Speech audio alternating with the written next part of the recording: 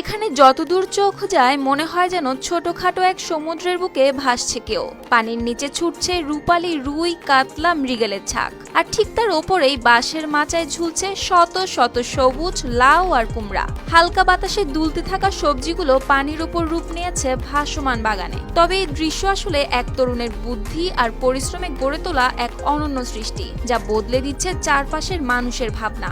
বরগুনার তালতলী উপজেলার ৬ নং নিশানবাড়িয়ার মোয়াপাড়া গ্রামের তরুণ ইমরান হোসেন রাসেল পড়াশোনা শেষ করেছিলেন রাজধানীর তিতুমির কলেজ থেকে, কিন্তু চাকরির সুযোগ না পেয়ে একসময় ভেঙে পড়েছিলেন তিনি। শহরের অনিশ্চিত জীবন ছেড়ে ফিরে এসেছিলেন গ্রামে, শুরু করেছিলেন মাছ চাষ। আর প্রথম বছরেই ৫ লাখ টাকা আয় করে বুঝে যান পরিশ্রম সঠিক হলে তার ফলও মেলে দ্রুত।